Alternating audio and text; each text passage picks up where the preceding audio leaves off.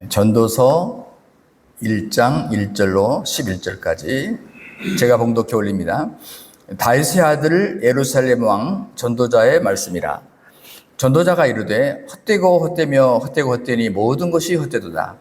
해 아래서 수고하는 모든 수고가 사람에게 무엇이 유익한가? 한 세대는 가고 한 세대는 오되 땅은 영원히 있도다. 해는 뜨고 해는 지되 그 떴던 곳으로 빨리 돌아가고 바람은 남으로 불다가 북으로 돌아가며 이리 돌며 저리 돌아 바람은 그 불던 곳으로 돌아가고 모든 강물은 다 바다로 흐르되 바다를 채우지 못하며 강물은 어느 곳으로 흐르는지 그로 연하여 흐르느니라.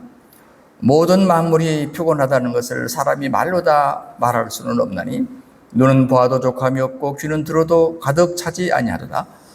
이미 있던 것이 후에 다시 있겠고 이미 한 일을 후에 다시 할지라. 해 아래에는 새 것이 없나니 무엇을 가리켜 이르기를 보라 이것이 새 것이라 할 것이 있으랴. 우리가 있기 오래전 세대들에게도 이미 있었느니라. 다같이 이전 세대들이 기억됨이 없으니 장래 세대도 그 후 세대들과 함께 기억됨이 없으리라. 아멘. 독일 사람들 1차, 2차 대전을 피하면서 나라가 엉망이 됐지만은 재건에 성공했고 또 오히려 세상을 주도하는 그런 나라가 됐기 때문에 우리가 부르는 말이 라인강의 기적이라 이렇게 얘기를 하죠. 거기에 따라서 세계 여러 사람들이 야, 한국이 전쟁 이후에 어떻게 저렇게 빨리 이렇게 세울 수가 있느냐라고 해서 한강의 기적이라 이런 표현을 하는 것을 우리가 들어봅니다. 미국 사회가 나름대로 세계를 주도하고 그러니까 어떤 경제를 상징할 때 맥도날드 햄버거 혹은 코카콜라 이것을 하나의 상징적으로 표현하는 것도 제가 들어봤습니다. 기독교 미래 학자 가운데 톰 사인이라는 분이 계시는데요. 이분이 나름대로 이제 그 미국이나 세계의 모든 그 흐름을 보면서 아, 세상이 경제 성장의 법칙 내지는 어떤 자본주의 가치 이것으로 세상이 끌려가는구나 이걸 나름대로 봤어요. 그래서 책을 한 권 썼는데 겨자씨와 맥도날드 세상이라 이런 책을 썼습니다. 이게 벌써 짐작하는 것은 바로 벌써 미국의 얘기를 하고 싶어 했던 것이겠죠. 그런데 이분이 나름대로 세상이 다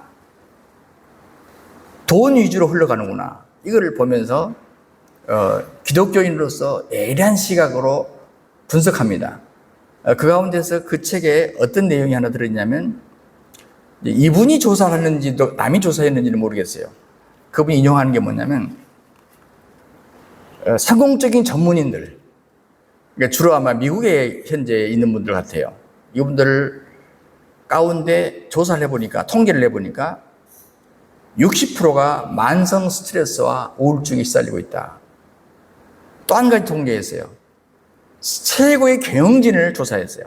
그랬더니 자신의 삶이 공허하고 무의미하다라고 하고 표현하신 분이 48%. 그러니까 우리는 지금 이런 전문가들의 분석이나 통계를 보면서 우리가 모르는 또 다른 세계가 있구나라고 하는 것을 이분들의 그 도움을 통해서 우리 나름대로 깨달을 수 있는 부분이 있어요. 그럼 물질 세계뿐만이 아닙니다. 권력은 어떻습니까? 우리 인생에 얼마나 의미를 줍니까? 사실 요즘에 미국이 보니까 대선 전국으로 들어가서 도널드 트럼프가 공화당 후보로 확정되는 연설을 하는 걸 잠시 봤는데 귀에다가 반창고를 붙이고 나왔어요. 청아리 귀를 쓰셨다는 얘기 아닙니까? 그거 한 번 대통령이 했으면 나는 그만할 것 같아요. 질렸다 이제. 근데 또 하고 싶어요. 권력의 세계가 뭔지는 잘 모르겠지만 금년 3월 15일에 한 유튜브 영상이 올라갔습니다. 그것은 브랜든이라고 하는 미국의 한 목사님이, 평범한 목사님이세요. 근데 이분이 나름대로 환상을 본 거예요. 어떤 환상을 봤냐면, 트럼프가 단에 올라가더라. 이제 거기 지금 유튜브에 나온 얘기예요. 제가 그대로 봤어요. 그걸 나는 보았습니다. 그런데 그의 생명을 노리는 사람이 있었습니다. 그리고 총알이 귀를 스치고 지나갔는데 너무 머리가 가까워서 고막이 터뜨려졌습니다. 그런데 단상에 그가 무릎을 꿇는 걸 봤습니다. 그리고 그가 그 순간에 거듭난 그리스도인이 되었습니다. 이건 제 표현이에요. 그 원어상으로는 그냥 진짜 그리스도인이 되었습니다. 이런 표현을 했더라고요. 근데 정확하게 4개월 후에 지금 이 목사님이 환상으로 봤던 것이 그대로 재현이 된 거예요. 자, 제가 이제 그 얘기를 하려고 한 게 아니에요. 여러분에게 잠자지 않게 하려고 이 말을 던졌을 뿐이에요. 여러분, 우리가 전도서를 보잖아요. 제가 앞으로 좀 기회만 되면 계속 하겠다는 건 아니고요. 기회만 되면 이 전도서를 좀 얘기를 하려고 하는데, 전체 교회 역사에서 우리가 지혜서로 알고 있는 부분입니다. 그래서 유대인들이 보통 율법과 선지 이렇게 보통 말합니다. 율법과 선지자 이렇게 말할 때는 보통 우리가 그 책을 묶어서 말할 때 토라, 네비힘 이렇게 말해요. 근데 거기다가 우리가 추가적으로 얘기할 때는 소위 케투빔이라는 말을 합니다. 시가서, 지혜서. 그래서 욥기, 시편, 잠언, 전도, 아가 이걸 포함해서. 그래서 사실은 구약은 이 세 개로 포함되어 있지만 보통 유대인들은 그냥 토라, 네비힘 이렇게 부릅니다. 그런데 우리가 지금 오늘 읽은 이 전도서는 사실 지혜서, 케투빔 속에 들어가요. 왜 이 사람들이 지혜라고 말했을까?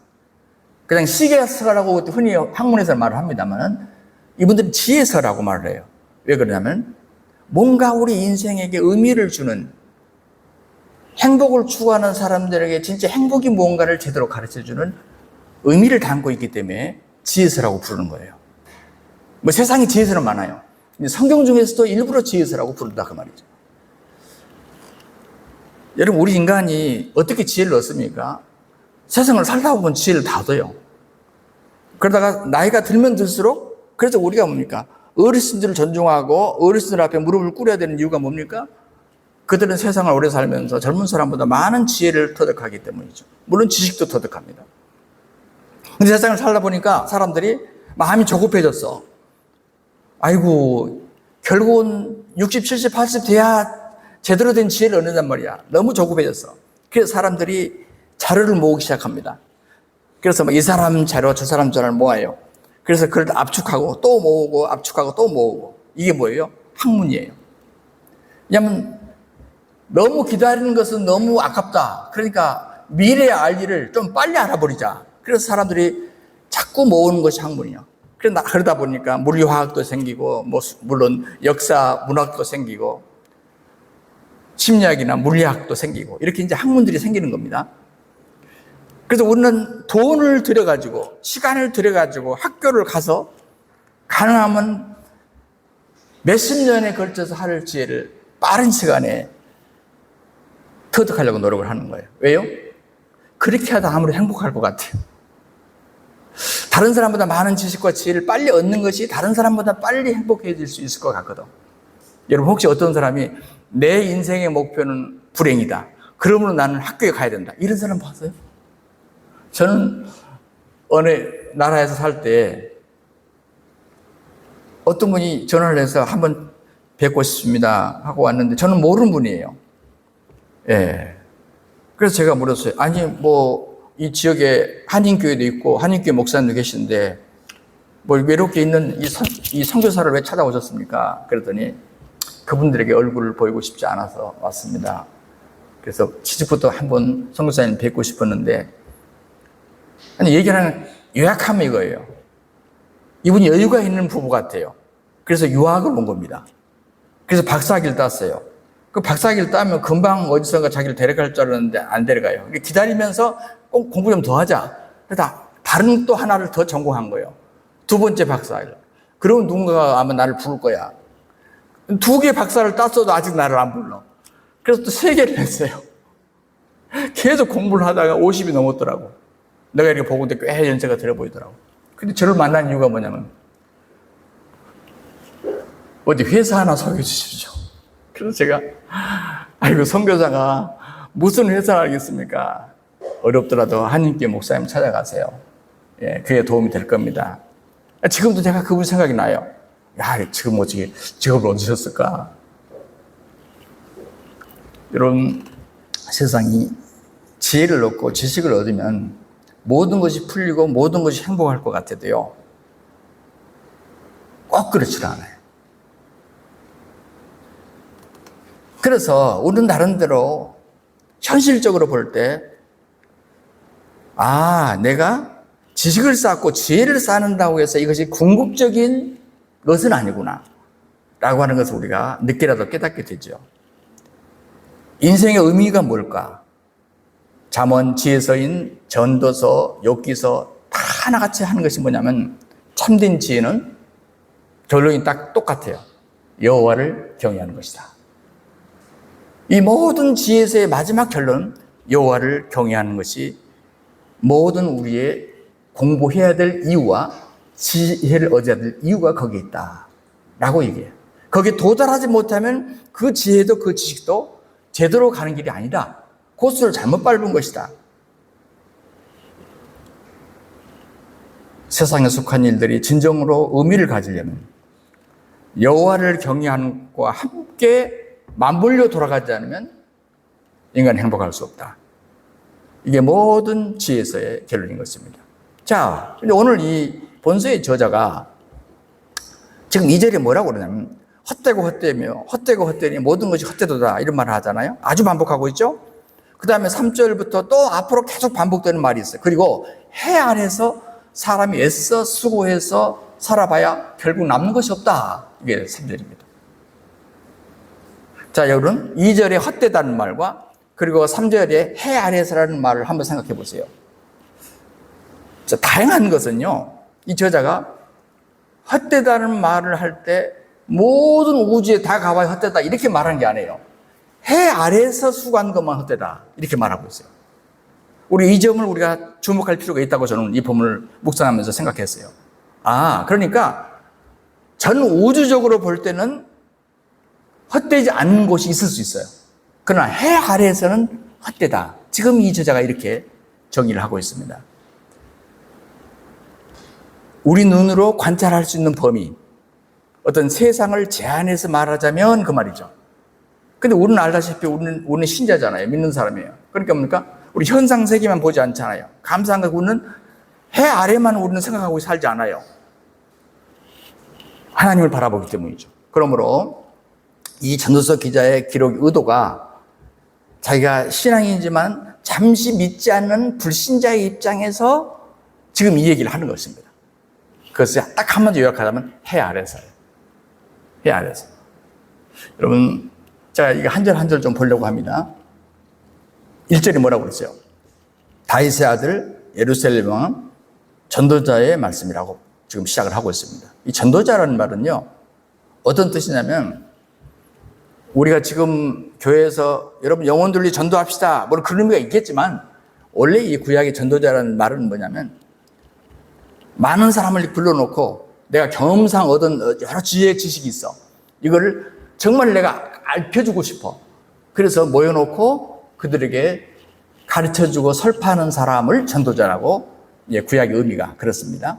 근데 이제 우리가 영어 성경에 보면 이 책 제목을 에클리지에스티스 이렇게 영어 단어를 썼어요. 근데 어쨌든 간에 전도자라는 것은요, 별칭이에요. 근데 여러분 이 전도서를 보면 어디를 봐도 누가 썼다는 말이 저자 이름이 없어요. 전도자일 뿐이에요. 그래서 이제 이 저자가 누구냐에 대해서 마르틴 루터는 이 전도서의 저자는 바룩이다. 당시에 유명한 학자 바룩이었다. 이렇게 이제 얘기를 하게 돼요. 그러나 대부분 학자들 보니까 전도서 저자는 솔로몬이다. 여기 거의 일치하는 것 같아요. 저도 그래서 그냥 제가 깊이 연구한 건 아니지만 학자들을 따라서 제가 이 저자가 솔로몬이다. 저도 이렇게 전제하고 이 본문을 앞으로 보겠습니다. 근데 왜 저자가 자기 이름을 밝히지 않았을까? 두 가지로 추론해서 요약을 하고 있습니다. 하나는 뭐냐면 겸손한 자세 때문이래요. 그러니까 여러분, 요한복음을 처음부터 마지막까지 봐서 요한이 기록한 걸 알지만은 본인이 요한이 내가 기록했단 말이 없어요. 요한이라는 말을 쓰지 않아요. 학자들은 말하기를 요한이 너무 겸손하셔서 자기 이름을 밝히지 않고 요한복음을 기록했다. 마찬가지, 솔로몬이 자기 이름을 드러내고 싶지 않아서 그냥 전도자라는 별칭을 썼다. 이게 한 설이에요. 두 번째 설은 뭐냐면 자기가 창피해서 이름값을 못해서 그렇다. 이렇게 말하는 분도 있어요. 그러니까 솔로몬이 정말 누구도 따를 수 없는 부러울 만한 복을 받는데 지혜 남다르죠? 권력 받았죠? 부귀영화 그만큼 누린 사람이 없잖아요. 근데 어느 날 이 상태로 계속 축복을 누리면서 하나님 찬양했으면 좋은데 어느 날부터 너무 편해지니까요. 문제가 생기기 시작했어요. 많은 첫접을 거느렸어요. 자, 물론 거기까지 우리 이해합시다. 왜? 자기가 평화를 유지하기 위해서 이웃 나라들과 어떻게 유지를 잘 하려고 보니까 정략 결혼을 해서 어쩔 수 없이 부인이 많았다. 뭐 여기까지 이해하자 그 말이에요. 그런데 문제는 뭐냐면 급기야 그 이방에서 시집 온 사람들이 갖고 있던 우상, 여호와 외의 신당을 세우고 섬기기 시작했어요. 물론 본인은 적극적으로 섬긴 건 아니지만 어쨌든 간에 적어도 끌어들인 건 사실이에요. 여러분, 하나님이 아브라함 때부터 선택해서 여기까지 쭉 온 이유가 뭐예요? 하나님이 통치하시는 신정국가를 세우기 원하는 거 아닙니까? 그런데도 불구하고 아버지 선왕 부왕 다윗이 그렇게 자기에게 물려줬던 그 왕국, 하나님 중심의 왕국을 무너뜨리게 된 거죠. 얼마나 창피한 일입니까? 그래서 아마 이 전도서는 말년에 참여하는 심정으로 썼을 것이다. 이렇게 학자들은 얘기합니다. 어쨌든 솔로몬이라는 말이 뭔 말이에요? 살롬이라는 말하고 다 같은 어근을 갖고 있어요. 평화라는 말이에요. 평화의 왕이에요. 그래 자기가 실수를 하니까요. 하나님을 가만 놔둘 리 없잖아요. 그래서 그 나라에 어려움이 당하기 시작합니다. 환란이 생기기 시작해요. 평화가 깨졌어요. 그러니까 솔로몬이라는 말을 쓰기가 정 그랬다. 예, 왜? 자기가 실수해서 나라가 요면양이 됐기 때문에 그랬다. 이렇게 해석하기도 합니다. 어쨌든 덕분에 우리는 그 잘한 것은 아니지만 그래도 그렇게 했던 솔로몬이 자기 실수를 깨닫고 적나라하게 자기의 실패를 드러내면서 우리 인생의 원리를 우리에게 알려줬다는 것, 인생 교과서로, 인생 체험서로 알려줬다는 것은 우리에게 큰 배울 바가 있고 우리가 우리의 실수를 줄일 수 있는 좋은 교과서다. 우리 이렇게 봐야 하겠습니다. 그런데 1장에서 해 아래서 혹은 하늘 아래서라는 표현을 4번 나오는데요. 근데 이제 2장에서부터 또 계속 나와요. 해 아래 엄청 많이 나와요. 근데 해 아래에서 영원한 것도 없고 해 아래는 새 것도 없다라고 선언을 합니다. 왜 이런 말을 했을까요? 그리고 마지막에 가서는 뭡니까? 해 아래서는, 즉 하늘 아래서는 모든 것이 헛되더라. 그런 말을 계속합니다. 얼른 보면 뭐 노자 장자 철학 같고 어찌 보면 뭐 불교 철학 같아요. 그 사람들이 그렇게 많이 빗대기도 하더라고. 그러나 이 전도서는 좀 전에 말했지만 다시 반복합니다. 해 아래서 새 것이 없는 거고 해 아래서 헛된 거지 해 위를 바라보면 아니다 그 말이에요. 지금 이 얘기를 하고 싶은 거예요. 하늘 위에 뭔가 있다 그 말이죠. 그러므로 오늘 설교 제목이 그겁니다. 해 아래에서 해 위를 봐야 된다. 그 얘기인 것입니다. 수많은 사람들이 행복의 파랑새를 잡으려고 쫓아가잖아요. 오늘 여기 주목해야 돼요. 어차피 그렇게 한다고 잡을 수 있는 게 아니에요. 그래서 오늘 전도자는 해 아래에 없는 것들을 오늘 본문에서 5가지로 얘기를 합니다. 하나는 해 아래에서는 확실한 것들을 볼 수 없다. 두 번째, 해 아래에서는 영원한 것들을 볼 수 없다. 세 번째, 해 아래에서는 만족할 것들을 볼 수 없다. 네 번째, 해 아래에서는 새로운 것들을 볼 수 없다. 다섯 번째, 해 아래에서는 기억된 것들을 볼 수 없다. 이렇게 얘기합니다. 자, 오늘 2가지 말씀을 드리고 다음 주에 이어서 말씀드리겠습니다. 자, 첫 번째, 해 아래에서는 확실한 것들을 볼 수가 없습니다. 자, 2절에 전도자가 이르되 헛되니 모든 것이 헛되다. 자, 이 헛되다는 말이 지금 5번 나온 것 같지만은 히브리 원어상을 보면은 2개는 복수로 되어 있어요. 그러니까 사실은 7번 내온 거예요. 여러분, 원래 이 전서 1장 2절 이 말씀은 이 성경을 분야하는 성경학자들 어떻게 보냐면 원래 12장으로 구성된 전도서 가운데서 반 1장부터 6장까지의 소위 그 대전제다 이렇게 봐요. 그러니까 요 전제하는 것을 계속 풀어가는 것이 6장까지다 이렇게 보고 있어요. 영어 성경 보면 이 헛되다라는 말을 meaningless예요. 그러니까 뭐예요? 의미가 없더라. 인생에 의미가 없다. 그리고 두 번째 뜻은 확실치 않다. 이 세상이라는 게 이게 확실한 게 안 보인다. 이것을 바로 헛되다는 것으로 표현했습니다. 사실 우리가 이 전도서를 좀 깊이 이해하려면 상당한 사고력을 갖고 있어야 돼요. 그러니까 깊이 생각하지 않으면 그냥 이건 불교서적이에요. 요즘 하루가 멀다 하고 새로운 지식, 새로운 것들이 홍수처럼 쏟아지잖아요. 그래도 옛날 우리 어르신들은 언고지신이라 옛것을 익히고 미루어서 새 것을 알아간다 이렇게 보통 얘기했지만 요즘 젊은 사람들은 죄송한 얘기지만 이런 얘기는 굉장히 고리타분하게 들립니다. 늘 새로운 걸 추구해요. 그러다 보니까 어때요? 여러분 옛날 것을 쭉 이어서 하다 보면 무거워요. 무게가 있다고. 그런데 늘 새로운 걸 추구하다가 또 새로운 거 하다 보면 한마디로 가볍죠.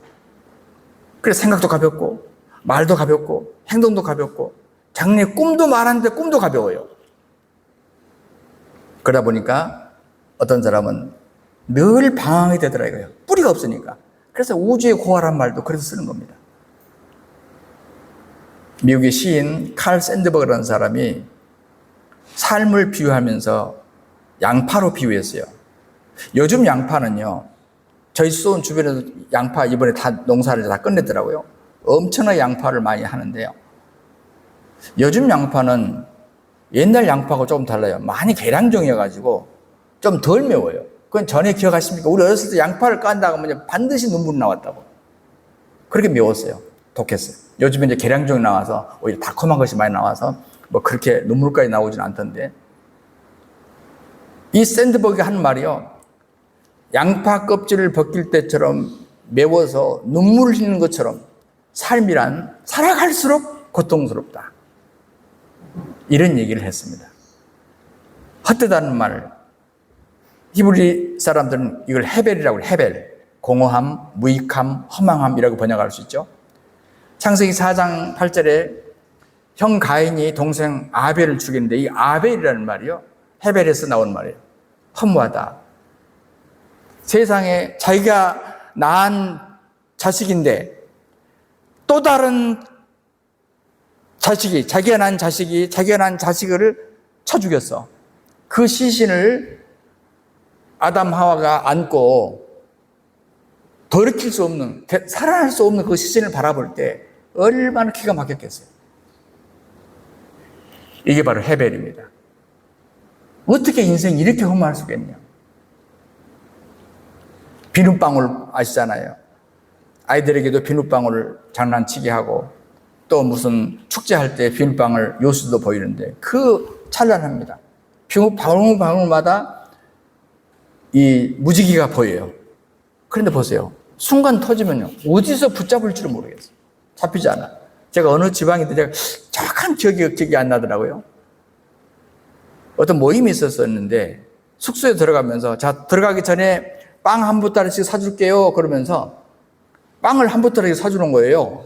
주최 측에서. 그래서 아이고 우리 뭐 부부가 이거 먹을 뭐 2개면 되는데 이거 이렇게 많이 사줄 필요 없는데 그랬더니 드셔보세요. 다 드실 거예요. 그러더라고.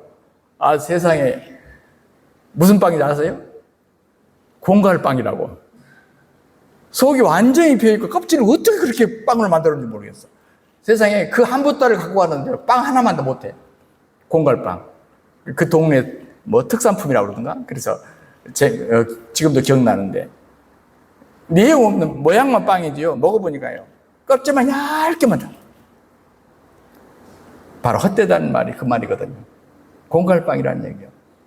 여러분 솔로몬은 자기를 소개하는데 그 사용할 말을 주의 깊게 관찰해 보면요. 해 아래에서는, 즉 그리스도 밖에서는 확실한 것, 진정한 것이 없다. 회 2를 바라볼 때, 다시 그리스도인의 삶의 관점에서 바라볼 때 그때는 확실한 값진 인생을 살 수 있다. 지금 이 메시지를 주고 싶었던 것입니다. 오늘 이 솔로몬이 1절에서 자기를 3중으로 소개해요. 1절 보세요. 첫째, 다윗의 아들. 두 번째, 예루살렘 왕. 세 번째, 전도자. 자기를 소개하는 거예요. 제가 이 전도서를 볼 때 처음에 그렇게 이해했어요. 내가 다윗의 왕이고 내가 예루살렘의 왕이고 내가 이런 대단한 지혜자임에도 불구하고 헛되다. 그 말을 하는 줄 알았어요. 그런데 이 전도서의 원래 목적이 그것이 아니구나. 그래서 이 1절이 없었으면 그렇게 우리가 이해할 뻔했는데 자기 자신을 처음부터 빵 때리는 거예요. 내가 누군지 알아? 다윗의 아들이야. 내가 누군지 알아? 예루살렘의 왕이야. 내가 누군지 알아? 전도자야.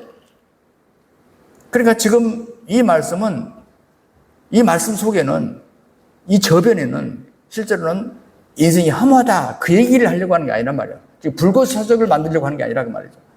이 속에는 사실은 진짜 하나님의 의도가, 하나님의 뜻이, 하나님의 섭리가 어디 있었냐는 것을 우리에게 알려주고 싶었던 것이죠. 제가 한번 생각해 볼게요. 자, 첫째 뭐라고 그랬어요? 다윗의 아들이라 그랬어요. 이것은 뭡니까? 자기의 특권에 대한 고백입니다. 이 저자는 태어날 때부터 왕자란 특권을 누렸습니다. 솔로몬이라고 생각할 때 그의 부왕은 다윗입니다. 이스라엘 민족사에서 위대한 왕, 하나님 마음에 합했던 왕, 하나님의 뜻을 이루는 계보를 시작했던 왕, 설정했던 왕. 그래서 그 첫 번째 계보가 누구냐 말이에요. 솔로몬이에요. 왜요? 그 궁극적인 그 계보의 끝은 지금 이 계보, 이 계보를 성경에서 기록한 이유는 전도자 중에 전도자였던 예수 그리스도, 다윗의 자손으로서는 예수 그리스도를 말하고 싶었던 것이거든요. 그런데 그 말하고 싶었던 그 예수님의 그 중간에 그 줄에, 그 계보 속에 자기가 들어갔다는 얘기죠. 여기서 우리는 뭘 배워야 됩니까? 우리가 선택받았다는 것입니다. 여러분, 누가 왕자가 되고 싶다고 왕자가 됩니까? 우리가 하나님의 딸이 어느 날 보니까 되어 있는 거예요. 어느 날 보니까 내가 하나님의 아들이 되어 있는 거예요. 하나님의 왕자가 되어 있고 하나님의 공주가 되어 있는 거예요. 내가 언제 선택했습니까? 하나님이 우리를 어느 순간에 정신 차려보니까 나를 그렇게 이끌어 주셨던 거죠. 여러분 아시다시피 어머니가 누굽니까? 이 솔로몬의 어머니는 밧세바입니다. 밧세바가 누굽니까? 우리아 장군의 부인이에요. 여러분 이 사건을 아시잖아요. 어떻게 해서 다윗이 그 남편을 전쟁터에서 죽이고 취했던 그 여인이에요. 실제로 다윗에게는 다른 부인들의 미갈부터 시작해서 여러 부인이 있어요. 그렇게 따지고 순서로 따지면 4번째 부인입니다. 그 후로 또 부인이 있었고 또 10명의 또 처첩이 또 있었다고 성경에 나와요. 자, 그런데 수많은 부인들이 있었는데 하필이면 우리아의 아내를 통해서 난 어떤 부정한 여인이에요. 통해서 난 솔로몬이, 우리아의 아내가 아이를 하나는 죽었죠? 넷 키웠어요. 솔로몬은 그의 막둥이에요. 그러니까 그 앞에 있는 다른 부인들의 자녀가 있어요? 없어요? 많습니다. 당연히 다른 사람들이 왕이 되어야 됩니다. 그런데 결론은 자기가 왕이 됐어요. 여러분, 우리가 마태복음 1장 보면 솔로몬을 다윗의 아들이라고 쓰지 않아요. 기록할 때. 자세히 보면요, 다윗은 우리아의 아내에게서 솔로몬을 낳았다 이렇게 말해요. 참 신기한 일이 아닙니까?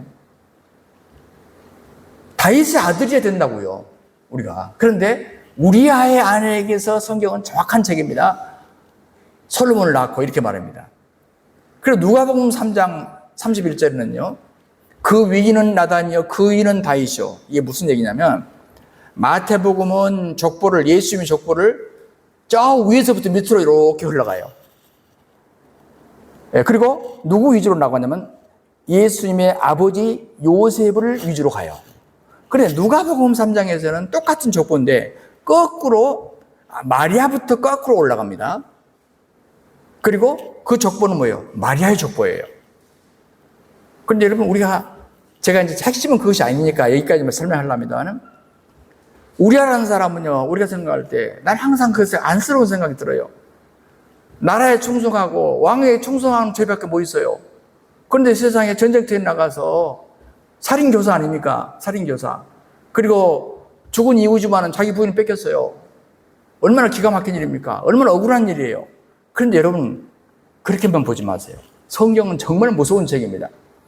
성경은 예수님의 족보를 얘기할 때 다윗의 아들 솔로몬이라고 말하지 않고 솔로몬은 우리아의 아내에게서 솔로몬이 낳고요. 얼마나 무섭습니까? 그리고 이 우리아의 아내가 아이를 넷 낳는데 솔로몬은 막둥이고 그리고 장남이 나단이에요. 뭐 성경에 나단이라는 이름이 많으니까 이 나단인데 이 나단이 누가복음 3장 31절을 보면요. 이 후손을 통해서 누가 나냐? 마리아가 나와요. 그러니까 사실은 우리아의 성경은 다윗의 부인이라고 말하지 않고 끝까지 성경은 우리아의 부인이라고 얘기해놓고 결국은 예수님은 어디서 통해서 나오냐? 그 우리아의 아내의 첫 아들을 통해서 마리아가 나오고 막내 아들을 통해서 요셉이 나온다 그 말이에요. 그러니까 우리는 억울할 것도 없어요. 하나님이 반드시 보상하시고 그 후손을 통해서 잘되게 하시죠. 자, 오늘 초점은 그것이 아닙니다. 어쨌든 간에 지금 이 솔로몬 입장에서 볼 때는 어느 날 자기가 왕자가 되어 있는 거예요. 여러분 어느 날 거듭나서 보니까 내가 하나님의 자녀래요. 어느 날 내가 정신을 차려보니까 내가 사명자가 되어 있어요. 저는 이 점에서 애정서를 믿습니다. 하나님이 예정하시고 정하시다. 나는 이 장로의 교를 믿는 사람이에요. 모태에서 선택하셨다. 나는 믿는 사람이에요. 왜냐하면 저는 저 자신을 가만히 돌아봐도 이건 하나님의 은혜가 아니고는 하나님의 선택하심이 아니고는 하나님의 역사하심이 아니고는 지금의 내가 있을 수 없다 그 말이에요. 여러분 그렇게 생각하지 않습니까? 나만 그렇게 생각하는 겁니까? 얼마나 놀랍습니까? 우리 안정필 교수님이 앉아 계시는데 들어보니까 목사님이 이 스피치 전문가신데 본인이 목사가 되기 전부터 목사님들을 훈련시켰어요. 설교 훈련. 전국에 수천 명의 목사님들이 우리 교수님한테 배웠어요. 근데 아마 제가 같은 아시니까 형님이라고 부르겠습니다. 네, 저 형님이 나는 앞으로 목회자들에게 설교를 훈련시켜야 되겠어. 이런 계획을 갖고 계셨겠냐 그 말이에요. 어느 날 눈을 떠보니까 나는 스피치 전문가인데 어느 날 보니까 목사님들을 훈련시키고 어느 날 내가 목사가 되어 있고 그리고 목사님들의 강단을 위해서 내가 쓰고 있는 나의 모습을 보게 된단 말이에요. 맞지 않습니까? 어느 날 우리 인간이 우리의 길을 내가 계획해서 간다? 여러분 그런 생각이라 하지 마세요. 그게처럼 보일 거예요. 그렇지만 그건 아닙니다. 둘째 뭐라고 그랬어요? 예루살렘 왕이라고 그랬잖아요. 예루살렘 왕. 자기가 누리고 있는 지위에 대한 고백 아닙니까? 여러분 예루살렘 어떤 도성입니까? 모든 사람들이 추앙하는 도성 아닙니까? 근데 거기서도 왕이었어요. 요즘에 뭐죠? 백투 제루살렘. 요즘 시대에도 한 선교 사상 가운데 결국은 앞으로 예루살렘으로 복음이 끝까지 돌아갈 것이다. 백투 예루살렘이라는 말을 쓸 정도예요. 그 다음에 대체 신학이랄 신학계에서도 전부 예루살렘 중심으로 해석하는 게 너무너무 많아. 미국의 트럼프가요, 옛날에 대통령이 됐을 때 모든 나라의 대사관들은 그 나라의 수도에 있는 겁니다. 이스라엘의 수도는 텔아비브예요. 그런데 선언을 합니다. 어느 날 미국 대사관은 예루살렘으로 옮기겠다. 옮겨버렸어. 왜 그런 거예요? 여러분, 왜 그렇다고 생각하십니까? 이 얘기는 여기까지만 하겠습니다. 거기다가 병거와 마병을 거느린 치위대가 1만 2천 명, 성경에 나와요. 왕비가 700여, 첩이 300일 거느렸어요. 은을 돌같이 쓰고 백향목을 뽕나무처럼 사용했다고 성경에 나와요. 솔로몬이 어떤 삶을 누렸는가를 나와요. 자, 이처럼 최고의 지위와 특권과 지위와 부를 가지고 인간이 이렇게 누릴 수 있을까를 알 만큼 누렸던 이 사람, 자기를 그렇게 소개하고 있습니다. 그리고 인생의 석양의 고백을 들어보십시오. 헛되고 이거 해봐야 너희들 그것만 추구하고 살면 안 돼. 그게 다가 아니라니까. 오늘 이것을 철학적 해석을 넘어서 신학적 해석을 해야 될 부분입니다.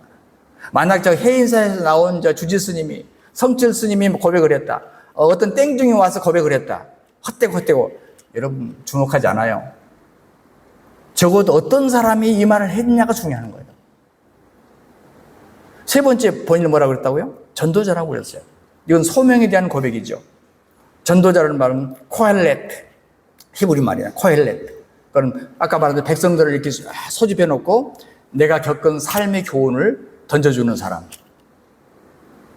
자, 여러분, 이 왕으로 즉위하고요. 솔로몬이 왕으로 즉위했지 않습니까? 즉위하고 처음부터 솔로몬이 지혜로웠을까요? 우리가 성경 사건으로 본다면, 우리가 모를 일이지만 그러나 성경 사건으로 본다면 아마 우리 같이 평범한 두뇌였던 것 같아요. 그런데 그가 왕자의 전쟁을 일으켜서 치열한 전쟁을 통해서 그가 왕위로 즉위한 게 아니에요. 여러분, 성경의 그 사건들을 보면요, 지금 당연히 자기 형님들이 다 본체 소생들이라고 자칭하면서 서로 왕이 되기를 원했겠죠. 그런데 어머니 밧세바가 나단 선지자를 붙잡고요, 로비를 하는 장면이 나와요. 그래서 다윗이 죽기 전에 이걸 빨리 왕위를 정해야 되는데 얼마나 불안한지 몰라. 그런데요, 얼마나 이 밧세바가 대단한 사람인지 기어코 자기 아들을 왕으로 세워버립니다. 내가 선 게 아니에요. 절제 어머니가 자기를 어떻게 해서 왕으로 세워주셨어. 그 순간 왕이 되고 보니까 제일 걱정이 된 게 뭐였겠습니까? 내가 우리 부왕께서, 다윗께서 어떻게 정치하는 걸 내가 잘 봤는데 자기는 발바닥도 못 들어가는 거예요. 엄청 불안한 겁니다. 이거 아버지가 세웠던 이 왕국을, 이거 큰일 났다. 오죽 다급했으면 일천번제를 드렸겠어요. 오죽 다급했으면. 뭐 때문에 너 일천번제 드리니? 주님 물어봤을 때 뭐라고 말했어요? 우리 아버지처럼 잘할 수 있게 해주십시오. 이 백성들 잘 다룰 수 있는 지혜를 주십시오. 오죽 급했으면.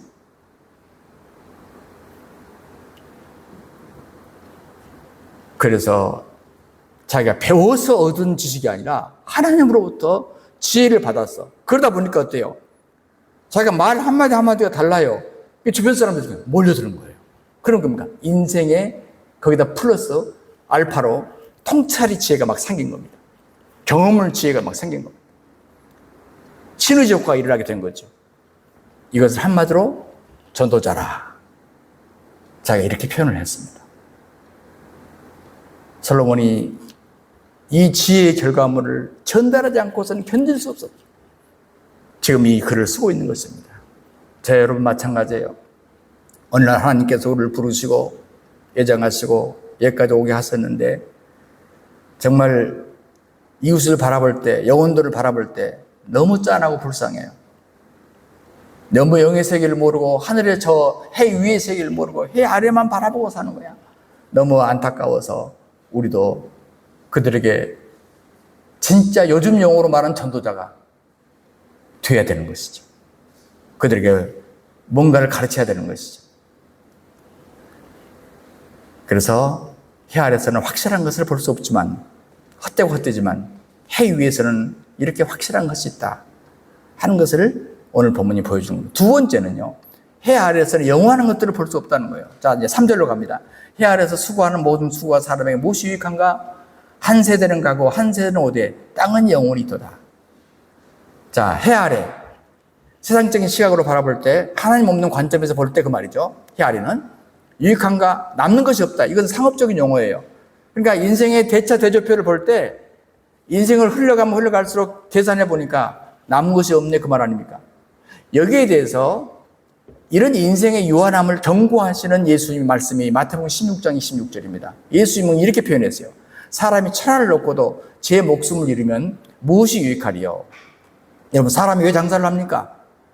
예, 이익 보기 장사하는 겁니다. 손해보고 장사한단 말은 거짓말이에요. 그런데 한 장사가 이른 새벽부터 밤 늦게까지 열심히 장사했어. 근데 안 남았네? 하루 이틀도 아니고 일생을 했는데 안 남았네? 얼마나 절망스럽겠습니까? 지금 이런 표현을 하고 있습니다. 절망, 허망, 무망이죠. 그러면 사람들은 이 말에 대해서 반발할 수 있죠. 목사님, 그건 아닌 것 같아요. 재벌들 보세요. 헤아리지 못할 만큼 자금이 불어나고 있잖아요. 그런데 이 성경 말씀을 쭉 보면은 나는 성경이 맞지 사람의 생각이나 사람의 말이 맞다고 생각하지 않아요. 왜냐하면 보세요. 그럴 말을 할까 봐서 그 다음에 4절 보세요. 한 세대는 가고 한 세대는 오되 땅은 영원히 있도다. 사실은 시조죠. 그런 게 있습니다만 산천은 오고 하되 인걸은 간 곳 없고. 사실 우리가 산천이 있죠. 그런데 사람만 지나가는 거죠. 그런데 그렇지 않더라도 보면요. 과학적으로 봐도 지금 이 세상은 이 땅은 그냥 변하지 않고 있지 않아요. 사막화되고 있고요. 그 다음에 여러분이 또 땅 질도요 많이 바뀌고 있어요. 옛날에는 사과 하나만 먹으면 됐대요. 요즘에는 그 정도의 양분을 흡수하려면요 사과를 한 바구니 먹어야 된대요. 땅이 지금 질이 많이 바뀌고 있다니까요. 바뀌고 있어요. 성경적으로 볼 때도 마찬가지죠. 성경이 뭐라고 그래서 베드로가 종이장이 말리듯 이 땅이 말려버린다고 그랬어요. 바뀐다니까요. 그런데 이런 땅이지만은 이제 이 전도자가 전제를 하는 거예요. 혹시 그거 다 잊어버리고 땅이 영원하다고 일단 설정해보자 그 말이죠. 예, 설정해놓고 보자. 그랬을 때 땅이라는 무대가 그대로 있다고 하더라도 여전하지만 한 세대는 가고 한 세대는 온다. 자, 재벌들을 보세요. 헤아리지 못할 만큼 지금 자금이 많이 쌓이고 있잖아요. 맞아요. 그렇다면 내가 이분들에게 한 가지 묻고 싶어요. 그렇게 쌓았던 이병철 씨는 어디 있는데? 그렇게 쌓았던 정주영 씨는 어디 있는데? 이건희 씨는 어디 있는데? 김우중 씨는 어디 있는데? 사람이 영원히 살 것 같지만 열심히 쌓은 거 사들여. 그렇지만 뭡니까? 자기가 누릴 수 있는 것은 없어. 그게 자기 것이 아니야. 그런 면에서 인간의 역사는 거대한 극장과 같은 것입니다. 극장이 뭐예요? 무대면 변함이 없어. 그래서 등장하는 주연 배우들은 계속 달라지는 거예요. 여러분 5,000년 한국 역사를 돌아봐도 한반도라는 무대에 여러 왕조가 지나갔습니다. 1945년 8월 15일 이후에 여러 공화국이 나타나서 사라졌어요. 여러 대통령이 왔다가 사라졌어요. 그래도 옛날 조선시대의 그 왕을 누려보겠다고 저 북한 땅에서는요, 북조선이라는 이름을 붙여가지고, 김일성, 김정일, 김정은, 얼마나 갈지 모르겠어요. 김씨 왕조라고. 주위에 아주 메시들을 많이 거느리고 있어, 지금. 그러나 여러분, 이것이 얼마나 가겠냐고 말이에요.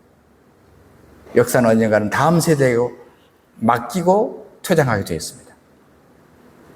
그러므로 5, 6절에 그 말이에요. 해가 떴다가 그 떴던 곳으로 가고 바람은 남으로 불다가 북으로 돌았고 이리 돌며 저리 돌아 불던 곳으로 돌아가더라. 그래서 저 중국 사람들은 나름대로 장강이라는 그 큰 강을 늘 생각했던 것 같아요. 그래서 그런 표현을 합니다. 장강이에요. 장강이 있는데 그 후랑이 추전랑이라고 뒷 물결이 앞 물결을 밀어내버리더라 그 말이죠. 그렇게 보고 있어요. 그 사람들은 사상. 뒷 물결이 강의 앞 물을 밀어내더라. 그러면서 하는 말이야. 또 그런 말이야. 일대 시인이 한 시대에 새로운 인간들이 환궁이라 나타나지만 결국은 옛사람이 결국은 대신하더라. 서양 사람들 어떻게 보는 겁니까? 이 사람은 조금 달리 봐요. 예를 들면 독일의 철학자 말씀 하이데거가 그런 표현합니다. 시계추와 같이 반복되는 고통이다. 이렇게 표현을 했어요.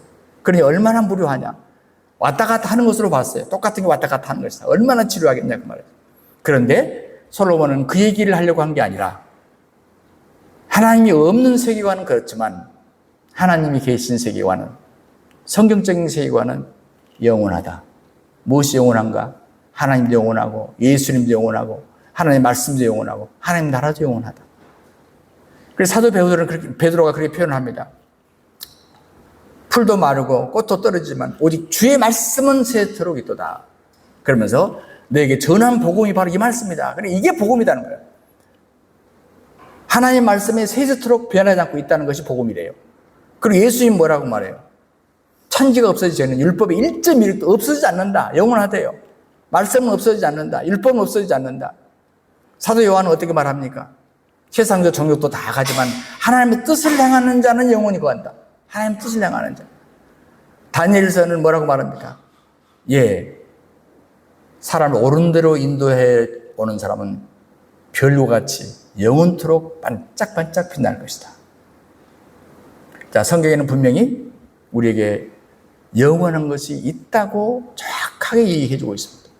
지금 이 저자는 우리에게 헛되다는 얘기를 해주고 싶은 게 아니라 영원한 것이 있으니 해 아래만 보지 말고 해 위를 봐서 영원한 걸 보라 그 말이에요. 한 세대는 가고 한 세대는 올 것이다. 가고 온대요. 여러분 지금 우리 세대를 보면은 그런 걸 느끼지 않습니까? 옛날에 문자시대, 요즘에 신세대는 영상시대 아닙니까? 구시대, 옛날 사람들하고 우리하고 뭐가 달라요? 기성세대는 산업사회에서 살았습니다. 신세대는 인터넷 시대에 살아요. 그래서 우리하고 너무너무 사고방식이 다릅니다. 저는 우리 아들하고 자꾸 싸웁니다. 딸은 멀리서 퍽 다행이요. 더 싸울 뻔했는데 멀리 있으니까 안쓰러워서 안 싸워요. 왜요? 생각 차이가 너무 나는 거야. 생각 차이는. 그 이건 뭐냐면 사실은 누가 양보해야 됩니까? 우리가 양보해야 됩니다. 이미 세대는 바뀌었기 때문에. 세대는 바뀌었기 때문에. 그래서 토마스 칼라일이요, 영혼을 배경 삼고 태양을 조명으로 삼아, 지금 연극 얘기예요. 영혼을 배경 삼고 태양을 조명 삼아 시간이라는 무대 위에서 공연하는 거대한 연극이다. 저 영국에 가면요, 한 극장에서 수십 년 동안 한 연극만 해요. 한 연극만. 그래서 저는 어떤 지역에 가면은 그 최고의 문화, 아니 명적인 지도자를 제가 만나려고 노력하는데, 영국에서 정말 보여줄 만한 게 뭐냐? 나 다른 거 다 필요 없다. 예. 성당 하나, 그리고 문화 하나, 오페라 해주령. 와, 그 극장에 관광객들이 먼저 왔겠죠. 근데 그거는 매일 그 오페라 이름만 공연하는 거예요. 그런데 뭡니까? 꽉 찼어. 내가 둘러봤더니요, 꽉 찼어요. 근데 그것만. 그러니까 그 무대도 똑같아. 근데 뭡니까? 배우만 계속 달라진대요. 예, 그 뮤지컬 배우만 계속 달라진대요. 옛날에는 어떤 유명한 배우가 했는데, 어떤 유명한 그 성악가가 했는데, 지금은 누구라고 계속 설명해 주더라고. 계속 달라져요. 이 세상에. 무대는 그대로 있고, 땅은 변하지 않으나, 인간은 계속 달라진다. 그렇습니다. 여러분, 제가 말씀을 맺으려고 하는데, 제가 더러 그래요. 오랜만에 어떤 사람 만났을 때, 여러분도 그런 질문 하잖아요. 전에 누구 계셨는데, 그분 안녕하신가요? 왜? 모르셨어요? 그분 진즉 세상 떠나셨어요. 혹시 이런 말 안 들어보셨어요? 여러분, 언젠가 여러분이 이런 말을 들으실 수 있어요. 빨리 듣지는 마십시오만은, 혹시 안 목사님 지금 잘 계신가요? 그 띨띨한 목사예요. 진직하세요. 여러분, 이 말을 들어요. 왜 이 말이 나하고 상관이 없다고 생각하냐, 그 말이에요. 바로 오늘 이 전도자가 이 지혜를 가지라고 우리가 말하는 거 아닙니까? 이 지혜를 가지라. 미리서 가져라. 내가 이걸 기록한 이유가 있다. 사랑하는 여러분, 어떤 분이 사업을 하셨는데 돈을 좀 벌고 싶은 만큼 벌었어요. 그리고 인생의 절정기에 오르니까 이 전도서 기자와 같은 고민이 생기는 거예요. 대체 내가 인생이 내 미래가 어떻게 되는 건가? 정말 이것이 영원할 것인가? 내가 어디서 영혼을 보낼까? 이 고민을 하게 된 거예요. 그러다가 성경을 공부하게 됩니다. 그러면서 성경에서 세 가지를 발견했어요. 하나는 성경에서 영원한 것이 뭔가 찾다 보니까, 고민하다 보니까 히브리서 13장 8절에서 예수 그리스도가 어제나 오늘나 영원히 있도록 동일하다. 하나님은 영원히 동일하시구나. 영원하시구나. 마태복음 24장 35절에서 천지는 없어지겠으나 내 말은 없어지지 아니하리라. 말씀이 없어지지 않는구나. 요한일서 2장 10절에서 이 세상도 정욕도 지나가지만 하나님의 뜻을 행하는 사람은 영원히 거하는 것이다. 하나님의 뜻을 행하는 자가 영원하구나. 이분은 인생의 살 길 여기 있다고 생각하고, 첫째 영원한 것은 하나님, 두 번째 하나님 말씀, 세 번째 하나님 뜻을 행하는 것이다. 그래서 어느 날 보니까 자기가 목사가 되어 있는 거예요. 그리고 인생의 의미가 무엇인가를 깊이 생각하며 살게 됐다. 이 얘기를 제가 들었어요. 여러분, 고린도전서 15장 58절은 그렇게 권면합니다.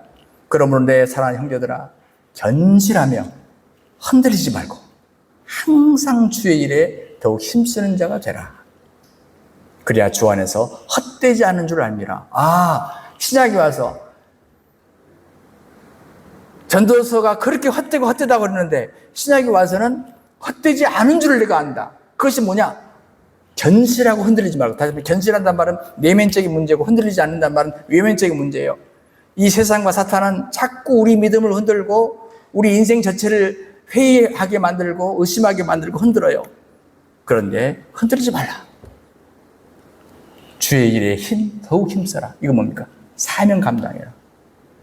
마지막 시대에 우리가 내면도 흔들리지 않고 외면도 흔들리지 않고 하나님이 이 땅에 나를 보내신 목적대로 살 수 있는 사명인으로 산다면, 오늘 이 전도서 기자가 우리에게 해주고 싶은 얘기를 이해할 수 있는 사람, 제대로 이해한 사람, 소화한 사람이라 저는 그렇게 봅니다. 한 세대는 가고 한 세대는 오되 땅은 영원히 있도다. 해 아래서 영원한 것을 볼 수 없지만 해 위에서는 영원한 것을 볼 수 있다. 이것이 두 번째 의미인 것입니다. 다음 주에 계속 말씀을 나누겠습니다. 주 하나님, 우리 아버지 고맙고 감사합니다. 주님의 은혜가 아니었으면 우리가 어찌 이 자리에 있을 수 있겠습니까? 고맙고 감사합니다. 세상은 지나가겠지만 그러나 우리는 기필코 영원한 것을 붙잡고 사는 우리가 다 되도록 축복해 주옵소서. 우리 헛된 삶이 아니라 의미 있는, 살면 살수록 더 의미 있는 삶을 살도록 하늘의 참된 지혜를 허락해 주옵소서. 주 예수 그리스도 이름으로 간절히 기도하옵나이다. 아멘.